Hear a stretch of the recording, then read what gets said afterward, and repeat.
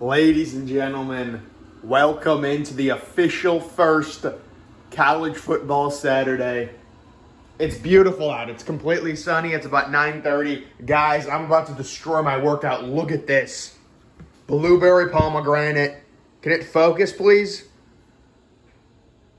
This thing is a piece of blueberry pomegranate, body armored light. It is 35 calories, but whatever. I'm about to, oh my goodness, this thing's got 20 grams of carbs in it. Phenomenal. I've been using this pre-workout. It's almost gone, unfortunately. This pre-workout, guys, the pre-workouts, they're so expensive. This is $45 for this thing. It's just this so expensive. I mean, this thing has a lot of caffeine, whatever, you like it. It's good to see this Roomba getting a little quick cleaning in this morning. Very nice. Let's take a look at what is this, blocked? Ow! I hate when I open that. Oh my goodness. I'm going to be watching football out here. It's about 55, 60 degrees out. Let's get a shot of these clouds.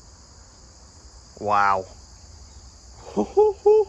Dude, there are so many huge games today. There's two massive Big Ten games. How about Indiana, Iowa?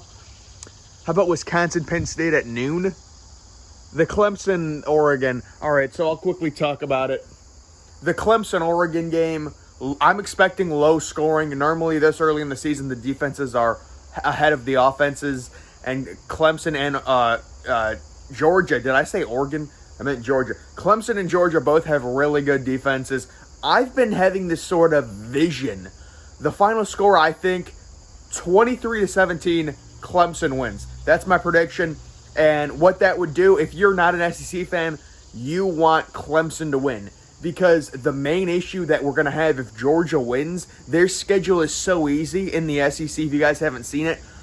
Georgia's just going to win out until the SEC championship game, and then it sets up the scenario to where Georgia could lose the SEC championship game and still have an argument for the playoff. If they lose to Clemson, then win out in the SEC, but then lose the SEC championship game, they have no argument. At least I think that, because their schedule is going to be so weak in the SEC. They need this big win over Clemson.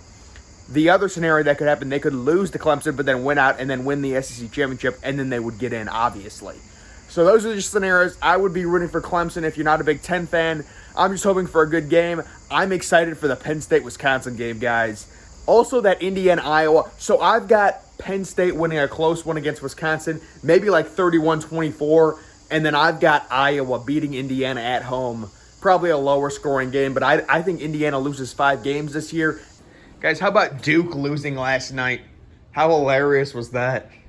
The games last night, North Carolina or loses to Virginia Tech. To me, dude, I feel so bad for Sam Howell, but it's just, imagine if Sam Howell had like Chris Olave and Garrett Wilson. Like, it's just crazy that I like Downs, the North Carolina receiver. I like him. He's a good little slot receiver, but man, Sam Howell's a beast. He just doesn't have a lot of weapons. He lost his 2 running backs. He lost Dez Newsome.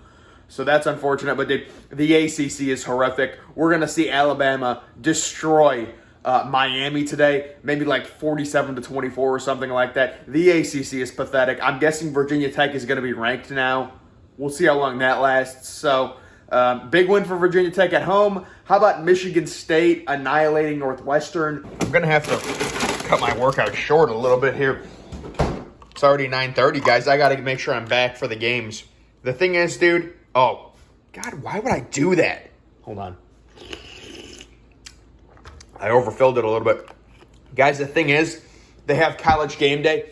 When I'm doing my cardio, see, people always say, oh, just listen to a podcast while you're doing cardio. Dude, when I'm doing cardio, when I'm doing the Stairmaster, I'm in so much pain. No amount of podcast or thing is going to change, distract me too much from the physical pain I'm in from doing the Stairmaster. But dude, they have college game day on. It's tough. It's tough when you're trying to do the cardio, man. I don't know if I'm going to be able to do it. It's 9:30 right now. Normally, my workouts have been going about 2 hours because I've been doing cardio. But I might just do weights today. I don't know. Hopefully, I'm going to be back by 11:30, and then the games kick off really at noon.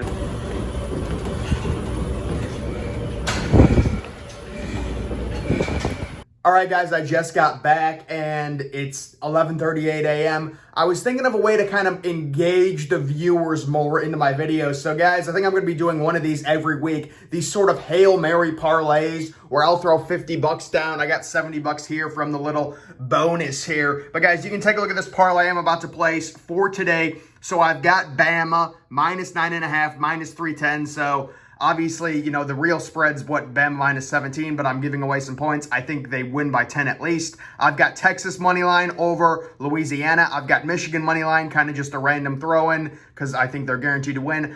The Iowa money line at home against Indiana. LSU money line at UCLA. That game scares me. UCLA looked good last week, but we're going in with it, minus 135. The Clemson money line, minus 135. I've liked Clemson over Georgia for a while now. And then Penn State plus 5 at Wisconsin. Just keep it within 5. That's a $70 risk. Nice little return there.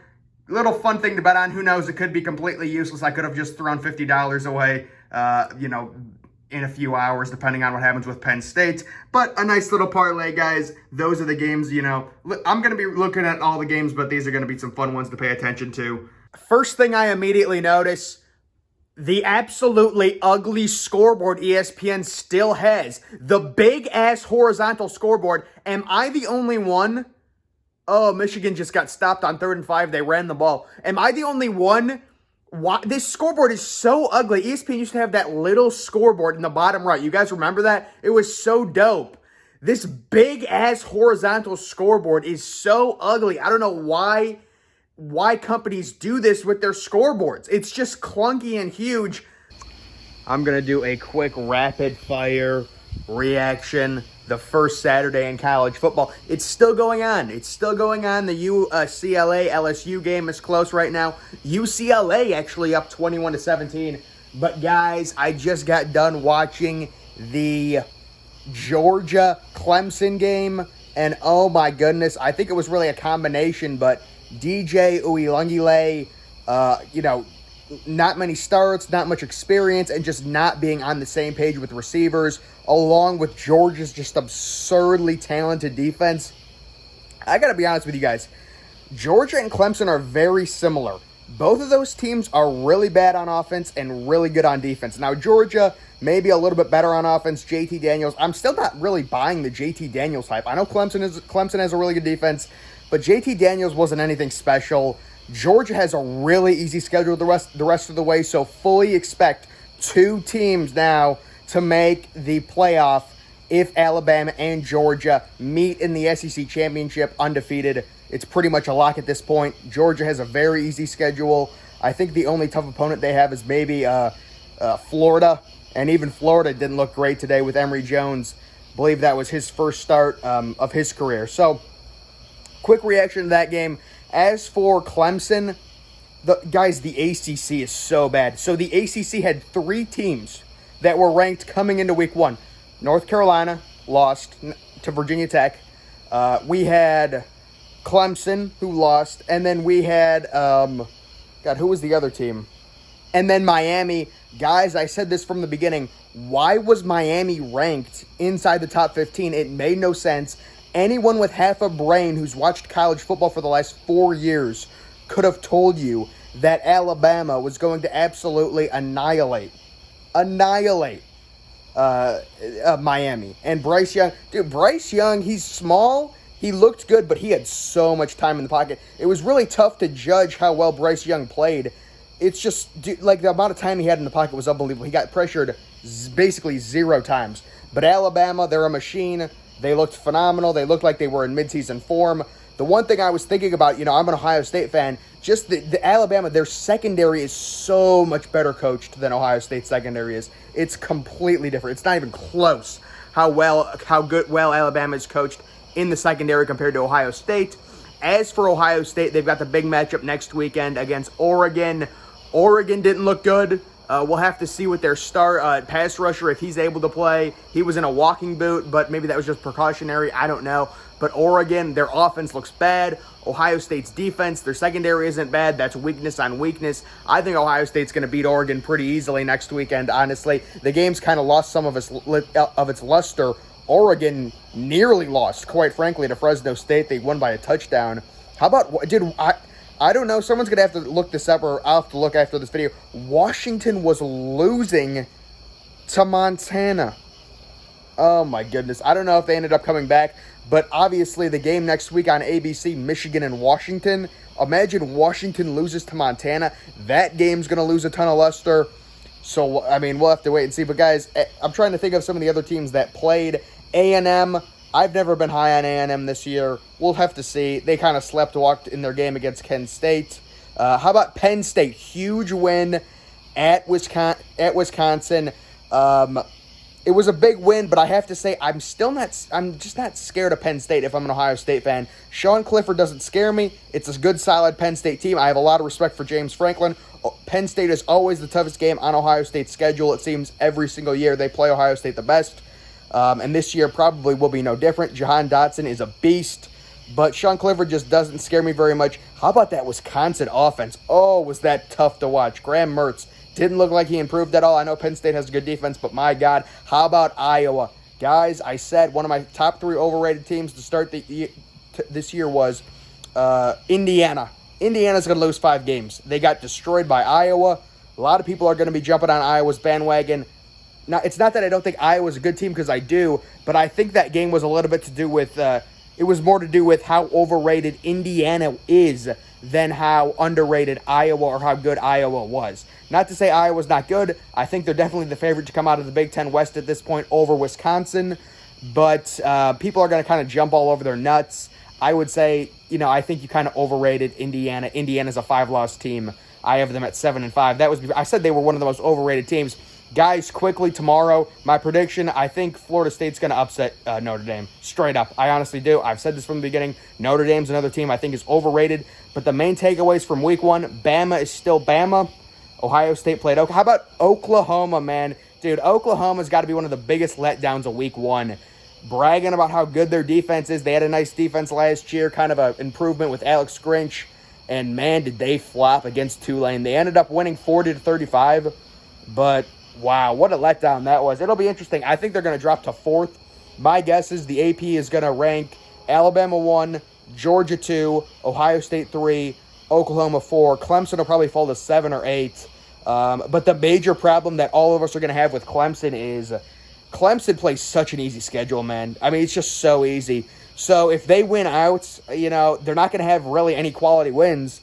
But it's like they're still only a 1-loss Power 5 champion. They're the Clemson Tigers. They've won, 2 championships in the past few years. It would be very tough to see a 1-loss conference champ that is Clemson being left out of the college football playoff, even if their schedule is that bad. But, man, again, tonight, their game against Georgia, I said it was going to be low scoring, but I didn't think it was going to be like that. I mean, Georgia is really good defensively, but, I mean, DJ Uiagalelei, it looked like he wasn't prepared. I mean, there was like 5 or 6 plays I could have counted where him and the receiver were just not on the same page. And then you talk about the 6 or 7 sacks. Those are just complete drive killers, drive neutralizers, whatever you want to call it. The pick 6 was killer. It's not like Georgia. I mean, Georgia at the beginning of the game had 2 nice drives. They missed the chip shot field goal.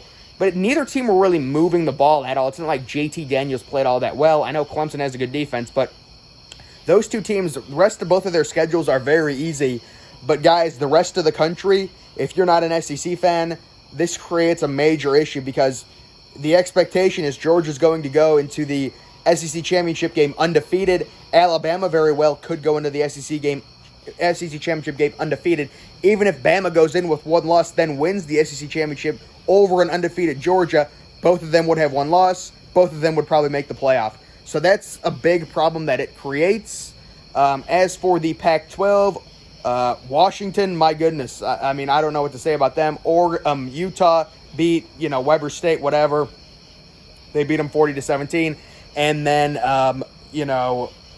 UCLA. Again, we'll have to see if UCLA can beat LSU. That'd be a big win for the Pac-12. That really would be a big win for the Pac-12. I'm trying to think of any other games when it comes to these top teams.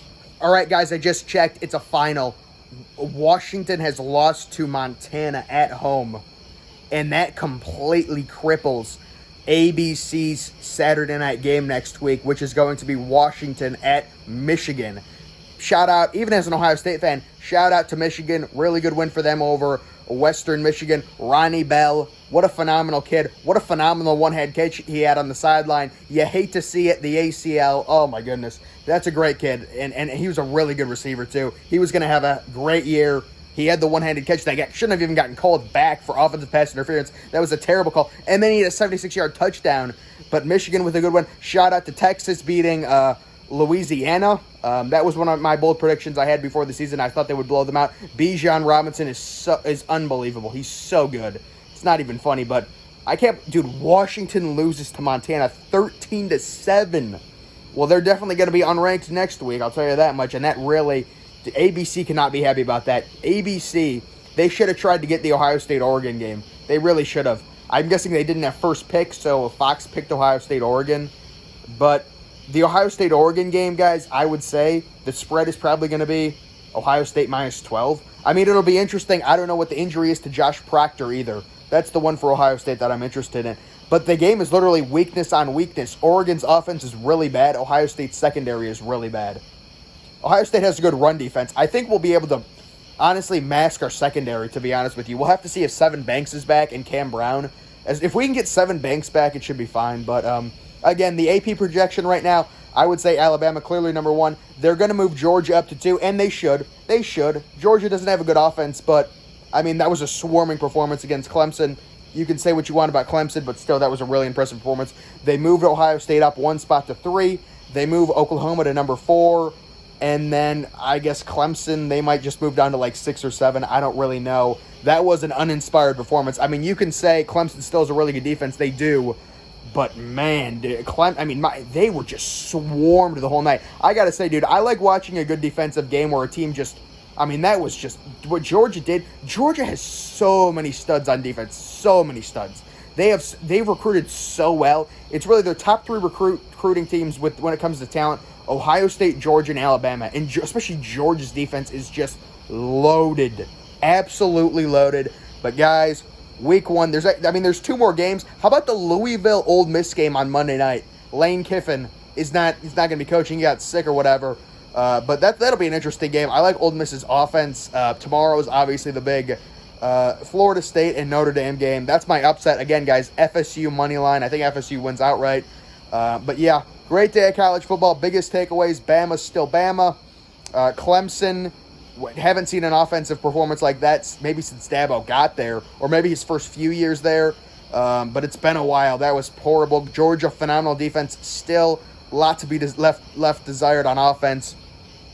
And, guys, that is going to do it for this video on this first college football Saturday. Again, one more big game. We'll have to see if UCLA can win. But, guys, make sure you're following me on Twitter. Link to that's always in the description. I'm, of course, the Depressed Ginger. My arm hurts. Thank you for watching.